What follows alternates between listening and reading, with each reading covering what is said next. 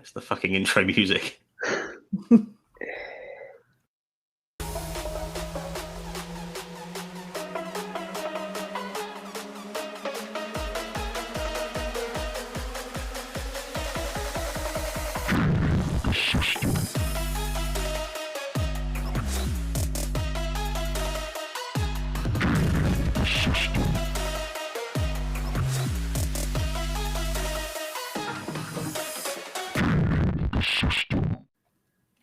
Hi everyone, welcome back to episode number 9 of Gaming the System. We've made it to our 5th month because we're awesome and we're totally professional and we do know exactly what we're doing.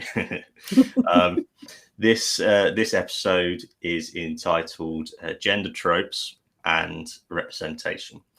And in particular, we'll likely be talking about the failures of representation because, as we say very often, the gaming world is no different from the rest of society. It does not escape the ills of general society. So the problems that we see in representation in TV, film, theatre, and outside of the arts, in industry, in tech or lawyering or anything, women are either shown poorly or they are simply not shown at all. So getting into our first segment, I want to ask, what are the tropes about women that stand out to you individually the most? Alex, what do you think? Well, I think I had the top of my list was as the utterly useless escort. Like when you have an escort mission, you have to escort the utterly useless female character across the map without them dying. And if they die, you have to start again. And, you know, you have to do everything from like tie their shoes, make sure they're wearing colour coordinated outfit, tell them what day it is before you can step outside, and then you can go. And it's just so laboured, and they feel like such a needy character, and they do utterly nothing to help you through the section of whatever mission you're on, and it's just incredibly annoying. And I don't think it does any good to the image of women in general as being these totally useless things that you have to take from A to B. And that's the one that stood out most to me, I think. Yeah, but there are plenty more. Yeah, absolutely. The reason I wanted to throw this out there straight away was because like with me, I get pissed off when I see just lazy writing where they're just falling into the same pattern of bollocks where they go, oh, we've got an empty space here, we'll just put a woman there and have her be a motivator, a stepping stone for the male character on their journey. And also the women are never just women. They're mothers, sisters, daughters, always something in relation to something else. They're just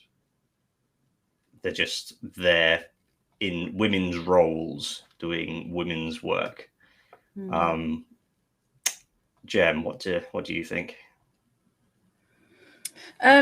Well, I think when we talked about this offline, I think Caroline said that one of the challenges for this topic is that the tropes in games often mirror the tropes in films and in literature and all of those things. So I've been trying to think about things a little bit out of the box, and one of the tropes that I came across in my research, it was the trope of the sort of exotic woman, the tribal woman or black and brown women, really, who are exoticized because they might come from you know, some remote tribe, or they're voodoo, or and it's horribly racist, overtones really, and it's really problematic, I think, and it's far too common.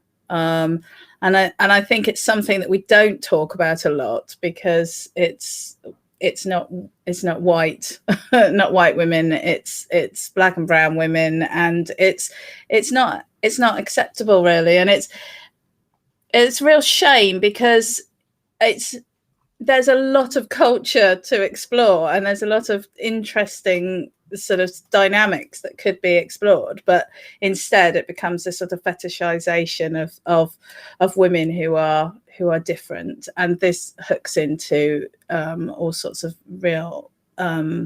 really problematic issues around race and racism. And I think so. I wanted to put that out there. I know it's a heavy one, but I just wanted to put it out there, and I hope that maybe down the line we'll have space to have a more involved conversation really about that, because I think, you know, we've talked a lot about how intersectional feminism is so important, and I think, you know, that's a place where, you know, we've got a long way to go, and I think there's a lot we can do.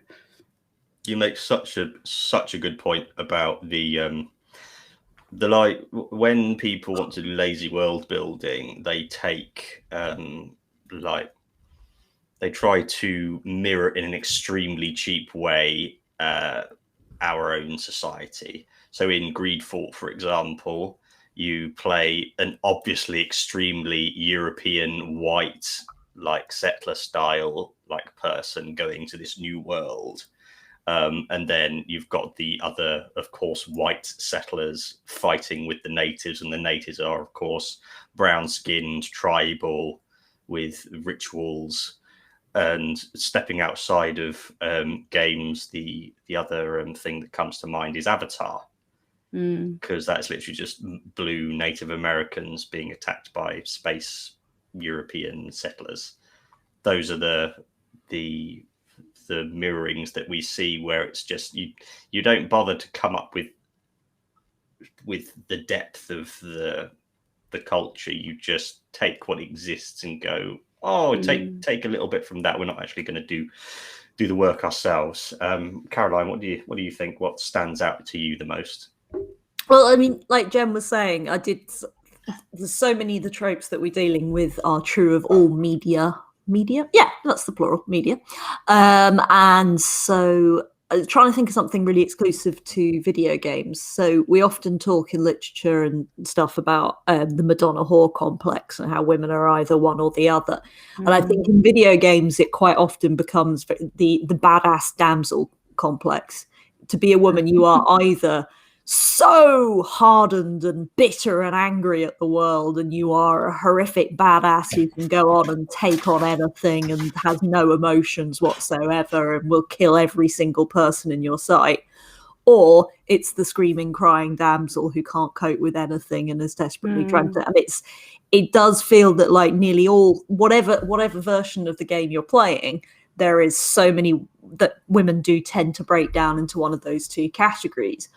And it becomes that damaging thing of it quite often. So I grew up when I went to an all-girls school. I grew up with the whole sort of like, I'm not like other girls. That is sort of internalized patriarchy thing. And that's where that's really dangerous, that trope, is it's like, it makes you see that the badass ones, well, they're not like other women. You don't want to be like one of those pathetic women. So it reinforces that idea that women are weak and stupid, and that the badass women are some sort of magical exception that you could possibly hope to attain to. And I think that's far too common in far too many games. I mean, although I was thinking about this because I've been replaying an old game. I've been playing Arkham Asylum, the original one, and it's Harley Quinn. There's the one character that I can't work out really whether she's a badass or a damsel. So, but other than that, I think everybody else can be broken down into that world.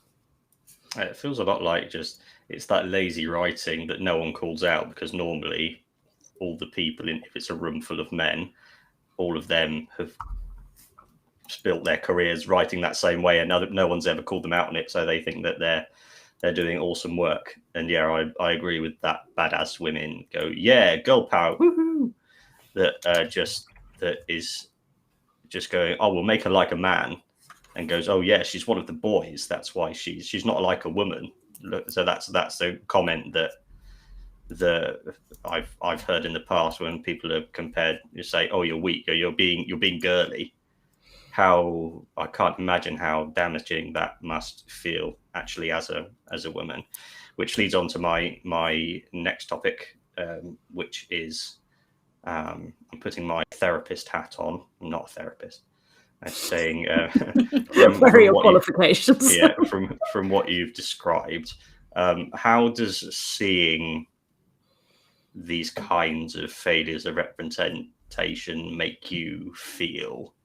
What's your like emotional response? Because it's not just semantics, it's not just philosophy. This has a tangible impact on people's lives, men as well as women, but particularly women, because it's them that's being shown in this way. Jem, what do you think? I think that these days it generally makes me roll my eyes and sort of think, oh, that's a thing to talk about in gaming the system.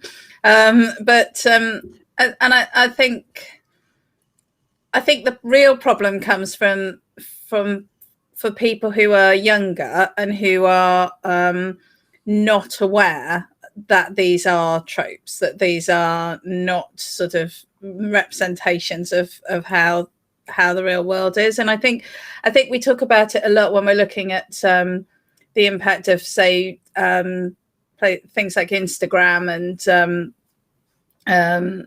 Instagram really, and TikTok and places like that, where there's a very idealized sort of idea of how people should look, and the impact that that's having on people who are seeing these lives, or the ways that things are. I mean, I'm following gardening people now on Instagram, and I have got such issues now with my garden doesn't look pretty enough, my plants aren't big enough, and I think that that's really subtle, and I do have to keep stepping back and reminding myself that everyone is posting their best pictures and that this is not reality. But we're very aware of how much that's affecting us, because there's been a lot of work done about social media and the impact of that. But something like computer games that you're just playing, that's just there. I mean, we talked about it with regards to sexualization of women, and I was saying, that for me, it's really problematic because it's reinforcing these negative stereotypes, in my opinion. It's reinforcing gender roles in a way that I think is not good for society. So I think it is really damaging, and I think that because we don't recognize it, it's even more damaging, because it's so subtle, it's so subconscious, and it's just happening in the background, and you think you're fine with it, just like you think you're fine with the magazine covers and all of that, but it's just drip drip drip drip drip, and I think it can be really damaging for some people. It's interesting what you said about particularly young people seeing these things and thinking it's reality and not knowing the difference. I heard a really interesting term recently called porn literacy, which is basically what you're saying about because literally with porn, there's literally any type of porn you could think of, the wildest imagination, it exists. And if you understand that it's not real, then it's fine. Just watch it, and that you're not learning from it. You're not taking your sex education from it. But there are so many stories of particularly young boys learning from it and thinking it's real, and then trying it with a girl that they're with, and the girl is just horrified and going, "What the hell are you doing?" And they're like, "Oh, this is how it works." So you're right. This kind of stuff, if you need to be taught how it works to be aware of it, and yeah, that really worries me about. That's why I share that fear, particularly from the perspective of young boys seeing this, because this is what I grew up with, and that feeds in with everything else in society telling you that girls are weak. One thing that pissed me off when I was I was a badminton coach, hearing, and my entire life I've heard press ups where you're on your knees instead of on your feet. They're called girls press ups, when that's bullshit. They're just a lower intensity form of the exercise that you use to build up. So there's all that microaggressions, and like you said, drip, drip, drip, drip, just meant to just completely degrade women in the eyes of society. Alex, yes, what do you think? I'm trying to remember who I've spoken already. I'm gonna jump Go on the ahead. back of what Caroline was saying about the badass damsel paradox thing. That is certainly something that annoys me, because it's like you've either got all or nothing, and that's something I very much internalized as a child.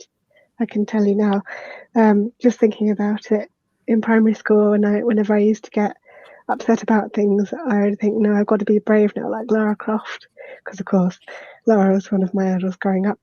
Or like I'd say to myself, I've got to be able to stand on this bench without holding anyone's hand or holding onto the wall, because that's what Lara would do. Because I used to get shouted at for holding on to things, because I think my teacher was a little bit ableist. But I think it was very ableist, actually. Yeah. So I think it's kind of very mixed, because obviously that was all internalized with my own feelings about my disability as well, and that I had to overcome it and be like Lara, because she could do all those amazing physical things, and I wanted to be able to. So in that sense, I suppose it is quite damaging. But it's the sense that there's nothing in between. You're either helpless, weak, or you're amazing and super powerful and you can do anything. So you had to pick between one or the other, and I knew which one I wanted to be, obviously. But then how much damage has that actually done for me growing up? It's probably has made me internalize a lot of things, which obviously I'm working to unpack now. But thinking about the topic has definitely made me realize that cropped up a lot, particularly transitioning from primary school to secondary school. So yeah, that's definitely impacted my childhood, and I think that representation since then has changed. So hopefully less girls these days are feeling that way, but it's certainly still an issue for children today, I would say. Yeah, it's a problem when you only get black and white representations of weak or like superpower strength, because Lara isn't real. So yeah, exactly. You can't be. No. If you see the full range of human experience, you'd realize someone who is that strong has moments of vulnerability and weakness that allow them to be that strong. Caroline, what's your how do these things impact you? Well, I was more thinking about one of the things that particularly bothered me is, and basically I'm going to talk, it's not a video game, but it might as well be a video game, which is the movie Taken.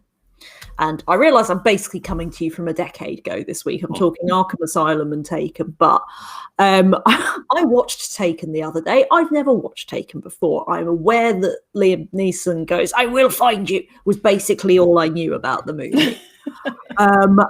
And it just demonstrated so much of what is so present in video games all the time, of this really lazy writing of women. Really, like the daughter, oh my God, she's 17 and jumping up and down and going, I want a pony, and stuff. And it's just, and the ex-wife is, oh, well, I've run off with this rich man. But there's not even, it's not even subtle. It's really odd. And I was sort of watching it and thinking, God, this is what men think women are like. This is giving that idea that this is, women, they either want a pony or they want a rich wife. So that bothered me about it massively. And again, we see that in video games all the time, those sort of characters who are just, and they're almost a problem to be dealt with. Which then for me personally goes back to the, literally like selling trying to impress men by going, well, I'm not like other girls. I'm not like those stereotypes of women. So very much, as you say, like I have to be as blokey as possible to not be like those women. But the other thing that really struck me with Taken, and again, this is true of things like GTA and Bioshock, it's like the whole plot of that film is about the horrific culture of sex trafficking that goes on around the world. There are millions of women at any given time who are involved, who have been taken and put into sex trafficking. And this film doesn't give a shit about that. It's almost like an amusing side note. I was like, watch it and just go like, is he not going to try and rescue the other women? It's like, all right, it's fine to go and like, kill everybody just for your daughter, but screw all the other women involved in it. And it's the danger with that is the normalizing of it.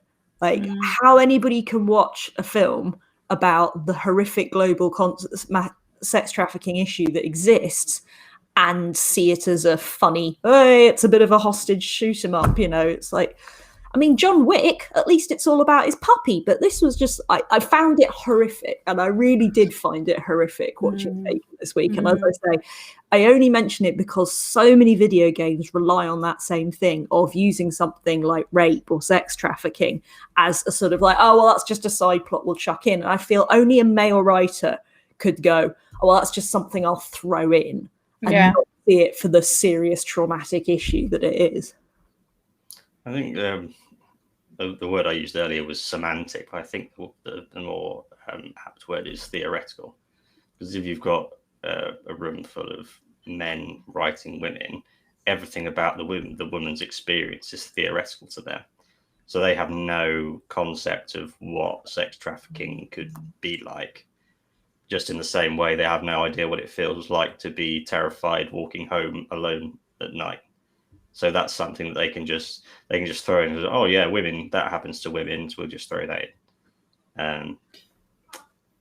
I think that's a really good point, actually, about the normalizing of these kind of behaviors. I mean, I've been following the Reclaim These Streets group on Facebook, following the murder of Sarah Everard, and what has really depressed me is the amount of people who've said, well, it's never going to change. This is just how it is. And I think it's exactly those kind of movies. It's games where that is the motivating factor. It's all of this that underlies this idea that this is just the way that men are. This is the way society is, and it can't be changed. And I think that's well, to put it bluntly, I think that's a load of bollocks, really. It's just rubbish, and I think we can change things, and men don't have to be violent, and and I think that we've really got to kind of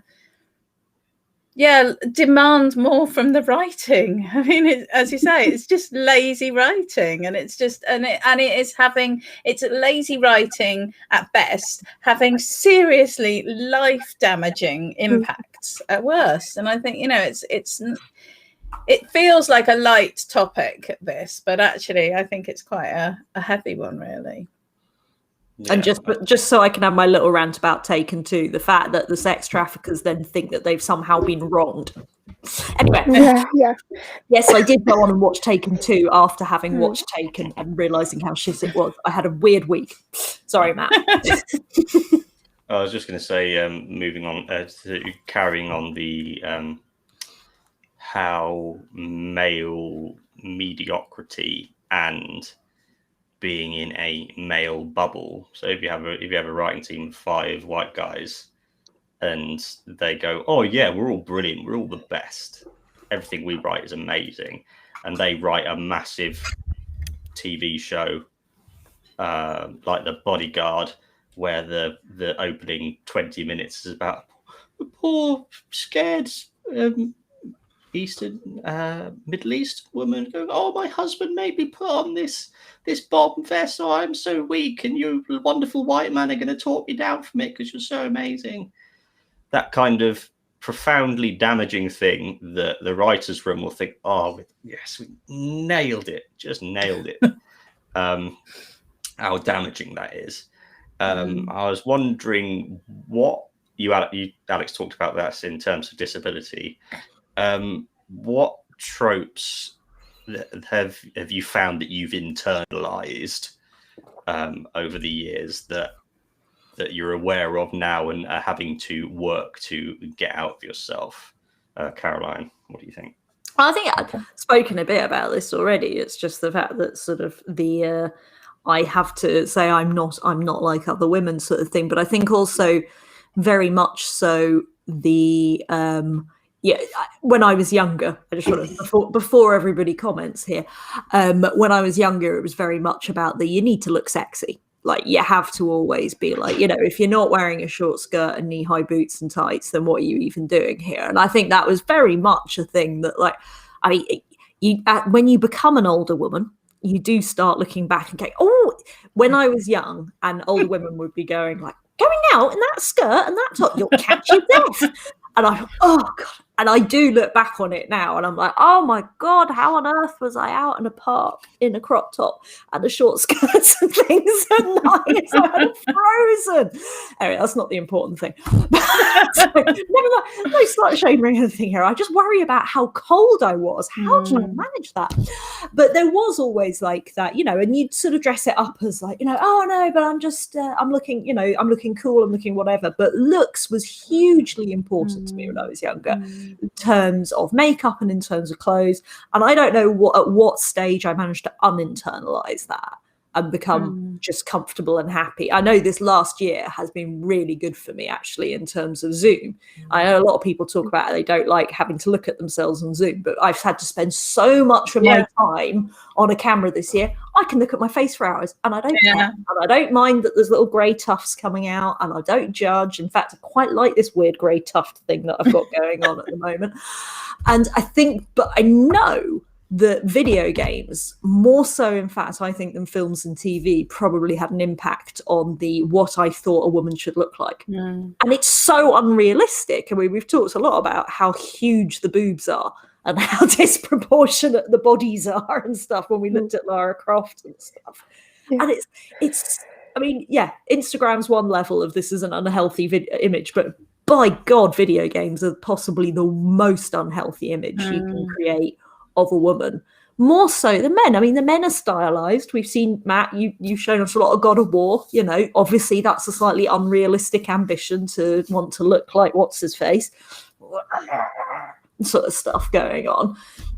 But the women, it's physically impossible, a large amount of what they look like, the balance between the front and the back, and it can't keep that up. But it does create that internal view of, but I need to make myself look better because I don't look anywhere near that and stuff. And so I think for me personally, it's always been very much the internalizing of what I need to look like from video games. We're talking a little bit about the gaming industry side of this and about how women's bodies in games are rigged and animated and designed, because that's actually a large factor in it. Alex, what have you found that you've internalized? I'm going to repeat myself again, but I'll go more in depth. Basically, the all or nothing concept is always making me feel like I have to say yes to everything, that I have to push myself to be as much of the all as I can be, all of the time, which isn't a healthy thing, I know. So, for example, like I'd always say yes to doing extra jobs at work or whatever else. I'd always like, thinking back at when I was at uni, because at the time I felt like I couldn't rely on my body to be like the sexy woman, because that's bullshit now anyway, because I know that I'm totally fine. Because I couldn't rely on my body as I thought then, I thought I always had to kind of do something a little bit more edgy just to stand out a little bit more. So like I would say yes to drinking the 6 mixed shots or something ridiculous, just to like be the kooky one, going out on a night out and doing irresponsible things just to be a bit different, So yeah, always saying yes to things and pushing myself further than I should do, probably, or because I wanted to be standing out and sort of above, well, not above everyone else. That sounds really egotistical, but I think you all know what I mean, and I'm going to leave it at that.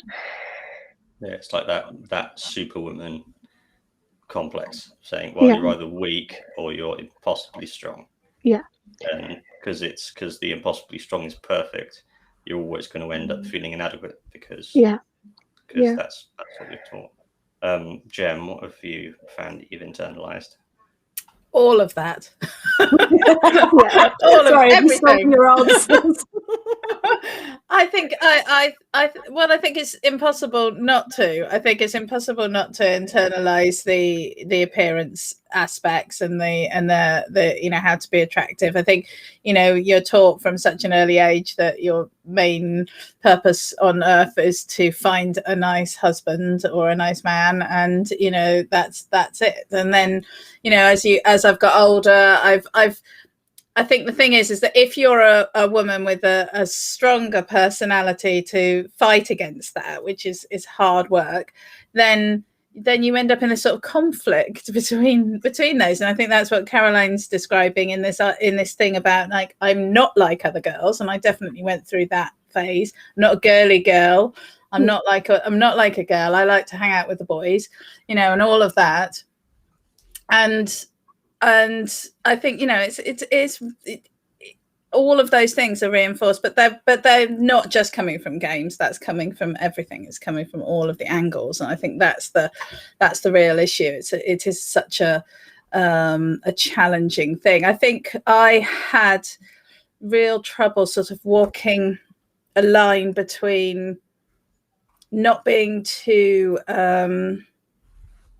threatening to the men around me, whilst at the same time wanting to kind of push that envelope, as you're describing, Alex, you know, wanting to kind of demonstrate that I could do it too. And you know, I'm not a girly girl, and I can do this. And I think, you know, I took really great pride in being a tank in my guild in World of Warcraft, and I loved doing that. But I was a female night elf, so I was tall and sexy and you know, slightly disproportionate, well, very disproportionate. But you know, when I was in my tank form, I was like a big bear. So I feel like that really kind of, actually thinking about it now, that very Oh, Matt. It's like boring. Sorry, I was trying to click over to the chat and press that. No, sorry, carry on. No, it's all right. No, and I think it did really embody. That did actually embody the struggle that I went through in my gaming experience. And I think, you know, now as a gamer, I do make my choices based on, well, I'm not going to just go with the girly character, even though sometimes I would actually do really want to go with the girly character. You know, like, I think sometimes pink is fine. I mean, I had a whole drama today. I went to vote and I popped on my Women's Equality Party colours. I had a scarf, I had a badge, I was doing all sorts of stuff, and then I was like looking for a mask, can't find a mask, and I was like, oh, there's a pink one, and I was like, I can't wear a pink one with all of this on. But I did wear the pink one. But you know, I don't have anything against pink, but it's just, I think, you know, there is that conflict, and you feel that because there's so few people fighting this wave, that you're kind of there and you can't let the side down, and you can't choose the pretty character, and you can't choose the cute one, and you can't have pink bunny ears on your headphones. Not that I want those, but you know, and I think you know, it's a struggle, and we shouldn't have to do that. We should be able to wear those things if we want to, and not because we're told to, but because we choose to. But yeah, I think that's when I've internalized everything. It's sort of internalized, got all shaken up, and then got very confused. The patriarchy is the catastrophic enemy of authenticity, because your authentic self needs to it's just something that exists. But when you try and exist alongside the patriarchy, it's the patriarchy in society saying you're supposed to be this way. And then you take your authenticity and you come into contact with that. And then you have to, it's like treating an abusive partner as if they're a good faith actor and going, oh yeah, saying you should do this. And you're going, no, I'm not going to do that. I'm going to do something else, rather than going, oh, you should be wearing pink. So I actually do want to wear pink. And so that interaction just shouldn't happen. It should just be, I feel like wearing pink today, and then it not play into you. But so yeah, robbing authenticity. With me, it's been absolutely catastrophic to the building of relationships with women, because you see, you can't help but learn from what you see on the screen.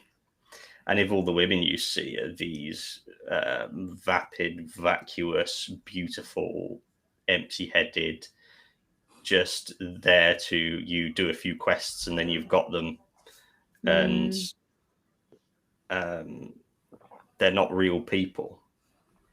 So when you try and interact with, particularly as a young person, interacting with women that way, from that like place of expectation, you just come up against it's that expectation versus reality. And particularly with another thing the patriarchy does, which was what keeps it going, is that it hides reality and then teaches you a falsehood, which just tells men that they're the best, and that if they think something, it must be right. So if a man comes into contact with reality, his default response is to go, well, no, I'm right, so I'll ignore this reality. Again, we'll go back to the room of these poor 5 white men who are going, yeah, we're the absolute best. But you bring in a woman who goes, the way you write women is lazy and shit. That's just the truth. Do you think they're going to go, oh, you're right, we'll bring you in and we'll learn how to make it better? Or are they going to kick her out and go, well, what the hell was that about? We're the best. We'll carry on doing what we're doing. So I think there's a lot of I spend too much time on Reddit, but I do think that a lot of the responses on the Nice Guys subreddit, I don't know if you're familiar with Nice Guys subreddit, which is basically horrific examples of so-called nice guys online sending horrifically abusive messages to women, which usually start with like, hey, you're gorgeous, want to go out? And the woman will reply with, do you know what? No, sorry, don't really want to. And then instantly it then descends into stuff that I won't say because I don't really want to hear it. But it can be quite a funny subreddit in some ways, because there's this complete lack of connection. Because it will quite often, the response will be, well, fuck you, you were offered a nice guy, but fine, clearly you only like assholes. And I think a lot of those responses come, as you say, Matt, from that difference between the expectation of what the media, but in this particularly in computer games, has taught them, which this is, of course, she should be flattered that I'm much nicer than so many of those characters I see in video games, and if I tell her she's beautiful, she should obviously want to go out with me. And that disconnect from reality of when, obviously, as a woman rightly so says, no thank you, as you are perfectly entitled to do to anybody at any time. And the response of anger and viciousness and pursuing, and there's quite often a lot of rationalizing as well, of like, let me logic out with you why you should want to go out with me or why you should want to be with me, which again is that refusal. And it's entirely, as you say, Matt, the patriarchal expectations that have been put in their brain that means they can't escape that logic, and they're like, but this doesn't compute, so clearly something is wrong with you as a woman, and therefore we must have a go at that. Whereas it's like, just sometimes just don't like you. It's fine. It's okay to not like people. Just, public service announcement. That's definitely part of where the incel movement comes on, and all this, because I assume a large part of rape culture is not seeing women as real people, which is I've been thinking recently about how the police in America kill so many black men, and that sometimes that there was a 12-year-old who was shot and killed by a policeman, and thinking how if a 12-year-old was actually pointing a gun at my head and said, "I'm going to kill you," I don't know if I could kill a 12-year-old, and if I did, I don't know how your life can be after that. And then it made me think about how I've thought of the idea of going hunting at some point in my life and going and seeing what it's like, because it's a sport. It's an interesting sport. But then you think, I don't know if I could actually kill an animal myself, even though you would kill it and then you'd use every part of it, because that's what hunting is supposed to be for. But that kind of like thought process of thinking, oh, it's an animal, I wonder if I could kill it. I imagine that is a similar thought process to these police officers and to men who commit acts of violence against women. It's thinking, oh, I don't know if I could do that, but maybe I'll give it a go at some point. And it all stems from this what we're taught, to not view women as people. They're just things. That's been distressing me. But yeah. So yeah, there's a bit. Well, and also, Matt, just to make the link, so Anita Sarkeesian, who obviously has suffered from all the horrific abuse from Gamergate and from the incels, that mostly started after she started doing a podcast or a video thing on tropes and women in video games. This is literally the topic that she was talking about, that she was known for, and that drew attention to her, that then got the anger. And it's sort of almost like those that direct line between the tropes creating these ideas, and that by trying to criticize them or break them down, you're so challenging to some people who are completely ingrained in patriarchal ideas that they then become violent and abusive. So violence against women and girls is the symptom of all of these things that we talk about. It is like the root of all those problems are that. So when people go, oh God, why are you making a fuss about being called Miss rather than Ms? And it's like, because all those tiny little micro things that we talk about in feminism all feed into the violence, which is the symptom of all those things that we're talking about. So I don't know. Anyway. So I think it's time to move on to the perpetrators of these tropes, which are the people in the industry. So games don't just pop into existence. They are made by people. Characters are written by people. Their quest lines and storylines are written by people, and they are the art is created and the rigging and the animation is done by people. So nothing happens in a video game unless it's specifically chosen.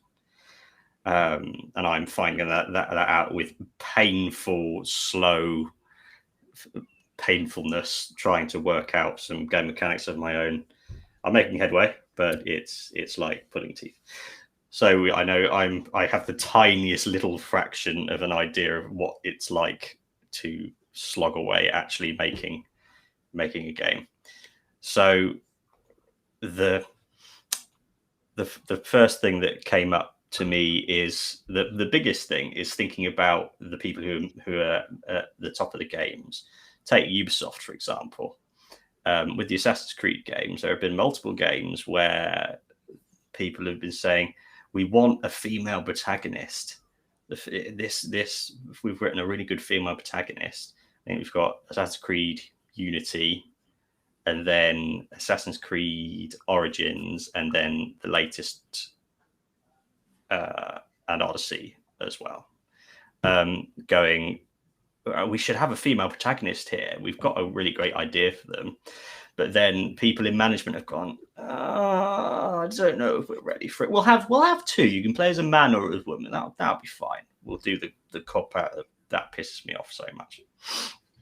And then I'm thinking about that, as I occasionally do. And and then remembering about the slew of sexual harassment scandals that Ubisoft had last year, and thinking, oh yeah, if you've got like a creative director who thinks that women are someone you can just grope without it mattering, that they're just there for you to grope and to leer at and to harass, and then you go out without thinking a second thought of it. Why would you think that they have any value as a protagonist? Why would you think that they have any like value in a game? Why would someone who is literally just there for you to grope and harass sell games or be worth giving anything to? Even just that's the spite and anger you must have towards women just to do that. They just wouldn't do it out of spite. So Caroline, what is your impression of the industry and why these things happen? I think to see what needs to be fixed, you need to look at the good examples. So one of the things I was thinking about for this episode is one of the tropes that bothers me is that women can't be funny. They can be funny in a sort of like, hey, say that again and I'll blow your dick off type way, but they can't. But they still have to be slutty with it. But you very rarely get just a genuinely quirky, funny character. But one of the few games that does do it is, I'll say, Dragon Age Inquisition. And that you do have you've got some really great, funny, quirky female characters in there who are, I mean, all right, they have some mental health issues, and that's usually part of why they're funny. But hey, don't we all? And don't all comedians? So I think there is I think you've got to look at what's been done. I will always come back to Dragon Age and Mass Effect as an example of AAA games that absolutely respect the importance of diversity. I mean, they're not perfect. Don't get me wrong. They're not the magnificent. That there's criticisms to be made, but compared to the vast majority, the way they're doing things is right, and it's because they have women on the teams. It's because they listen to feedback. It's because they're not afraid of that feedback. They don't, when the internet goes wild, oh God, why are you making gay characters? Why are you making this?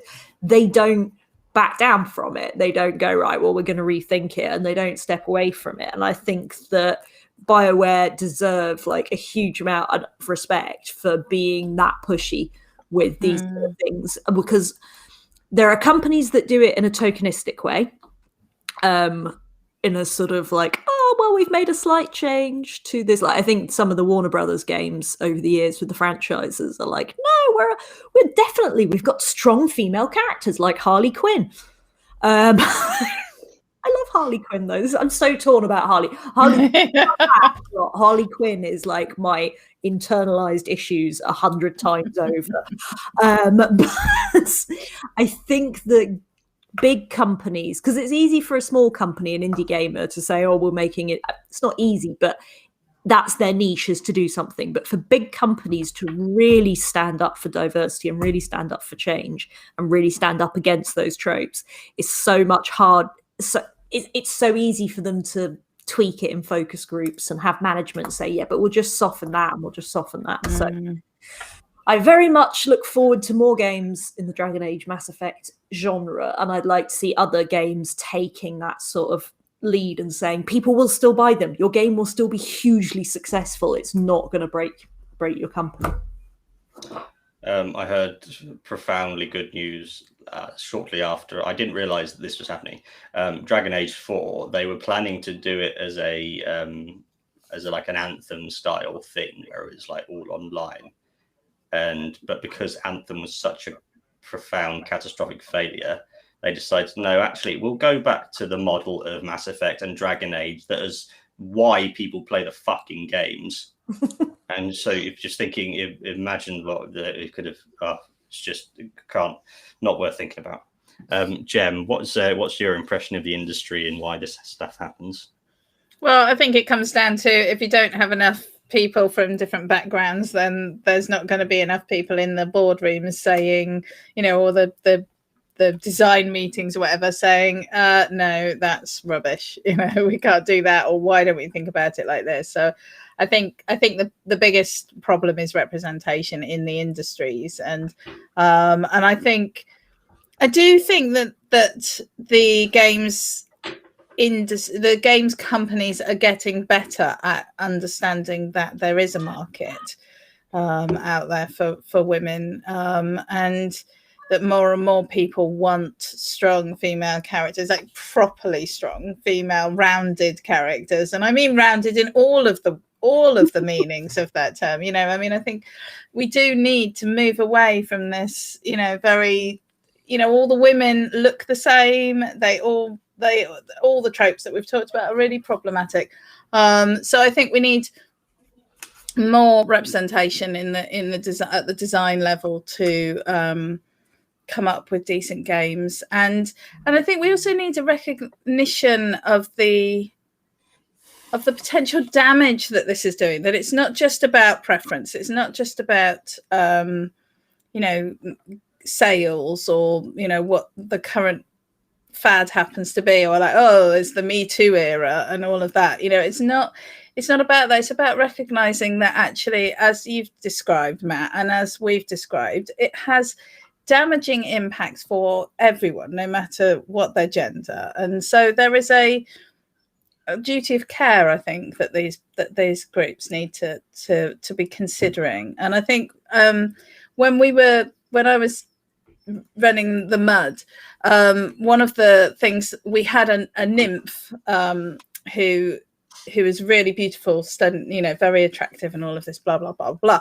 If any player touched her inappropriately, tried to kiss her or grope her or do anything in the game, she did a game-wide announcement that this person had assaulted her, and it was I mean, yes, obviously that then meant that some people just went and did that to do that, but it was really interesting actually to see how actually she got very little attention. It was it really was interesting to see that it was just a sort of, people were quite embarrassed when that happened.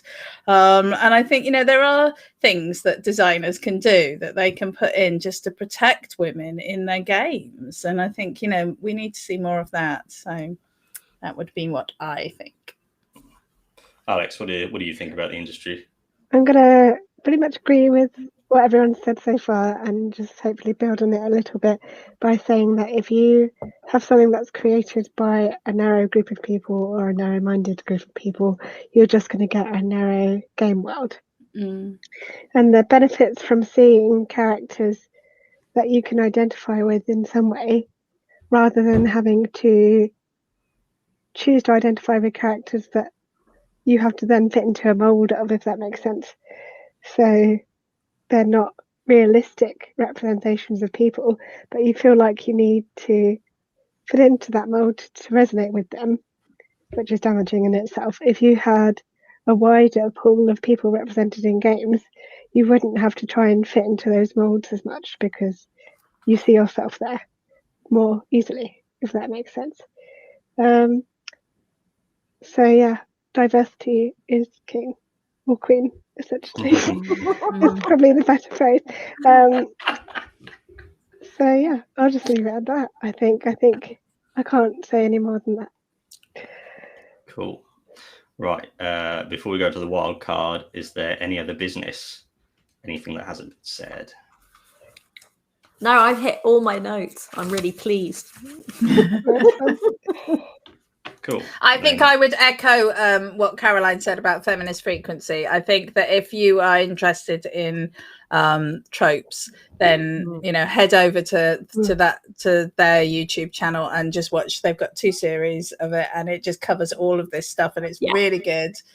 So well worth a watch, I think. Follow up watching. But come back here afterwards. Don't stay. You setting your homework, essentially. I am, yeah. Next week I will be checking. Well then, it's interesting that you mentioned homework, because I want you to imagine for a second that you are a university professor. Okay. The subject is yourself. Oh. Yes. Oh. It's fun now. So you want people to learn to get insight into who you are. So what would be your game reading list that if your students, if we were to play those games, would give you a real insight into who you are? I'll go first because it's quite a nebulous question, just because I've thought about it quite a lot. So if you were to play, none of these will come as a surprise to you. If you would play the latest God of War game, if you play The Last of Us Part 2, if you play Death Stranding, and if you play Metal Gear Solid 5, The Phantom Pain. So if you played those games, you'd see that I love flawless technical execution of a game in terms of mechanics and world building and level design. I would love a massive, impactful, really deep story about many different kinds of things. You'd see that I'm if you really take the time to experience what these games present, so like the fact that Abby is a bodybuilder in The Last of Us, and that it's two female protagonists, these stunningly realized worlds, beautiful art, everything. If you really played through those games, you would learn a lot about me. So that's the theme. Alex, what would yours be? It's a really tough one. It is like a therapy session. Let me think. I think definitely, obviously, Tomb Raider. Which one? Or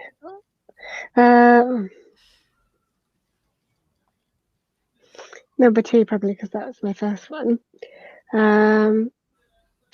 Probably a bit of Lego.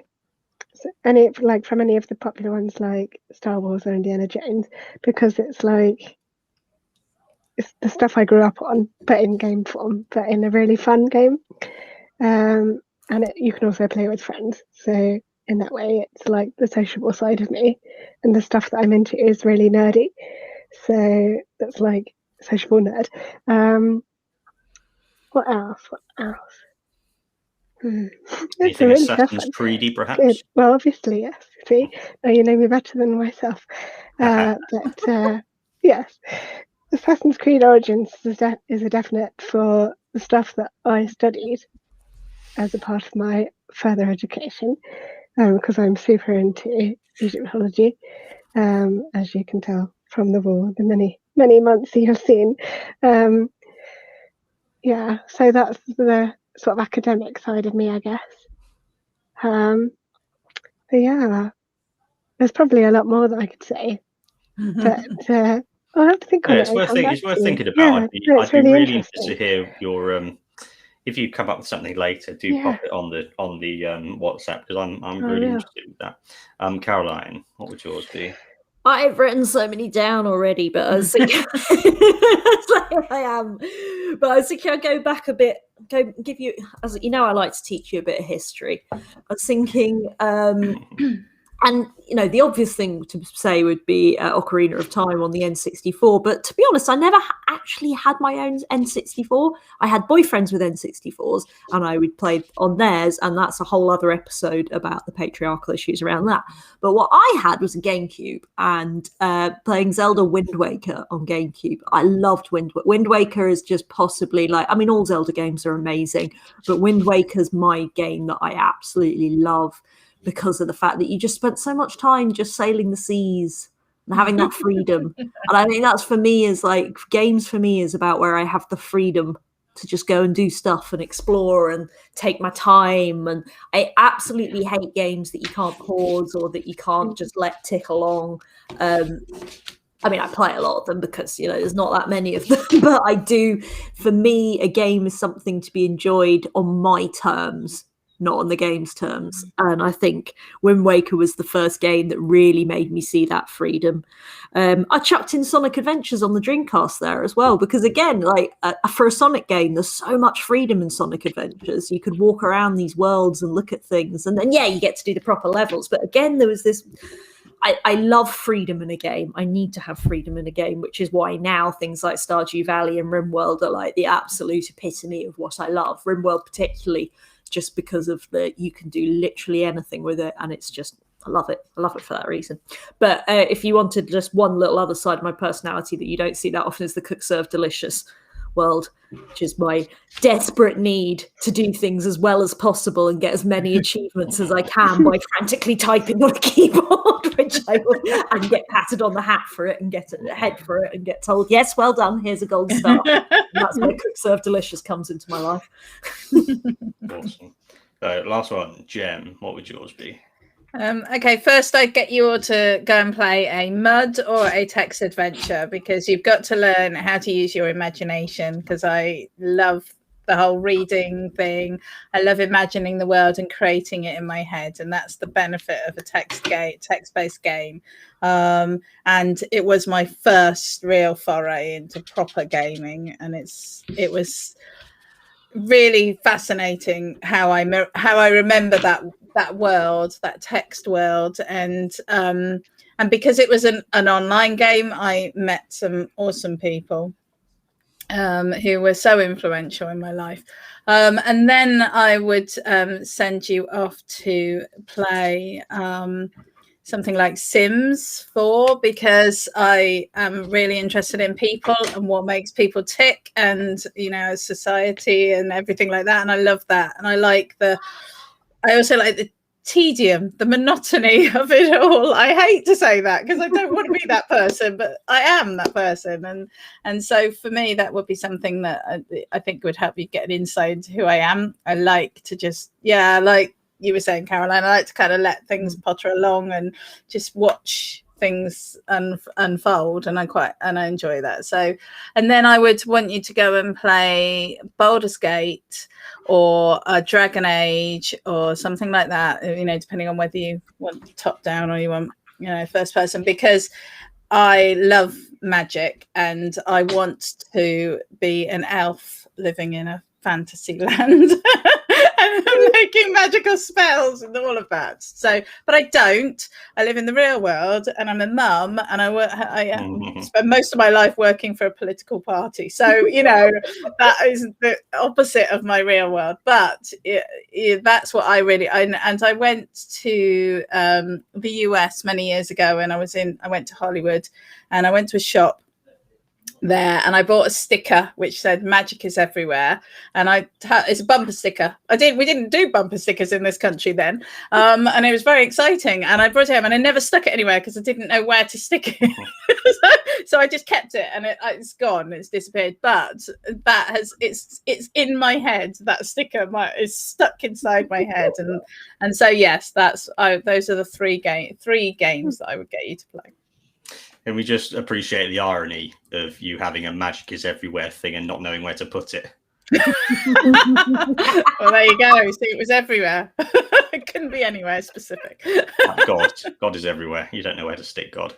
I really, I really like that question. I'm really proud of that, because it's like everyone consumes art differently, and it's like asking someone to read a book, but imagining that you're someone else is reading it, so you go, oh, I would never have seen it from that perspective. And I think that's what we're doing with Gaming in the System, because we're looking at games through a feminist lens, which is something that is very rare for people to do. So a non-feminist and a feminist playing the same game will get completely different impressions from it. So I'm hoping I'll have a go at a few of these games, and I hope that the people who end up watching this video will go and have a look as well and get a bit of an insight into us.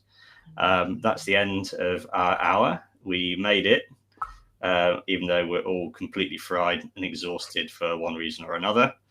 Hopefully the Women's Equality Party will wake up to Yeah, you can see the Women's Equality Party will wake up to its first ever London Assembly seat, maybe even 2. So we'll see. So you know where to find us on YouTube, Twitch, Facebook, any podcasting app that you can find. Please like, share, comment, subscribe, follow us wherever you may be, because that's the way that we get out to more people. More people will find us due to the algorithms that run our lives. So we'll see you next Thursday and every Thursday at 7 p.m. So yeah, thank you. We're gaming the system. See you next time. Bye.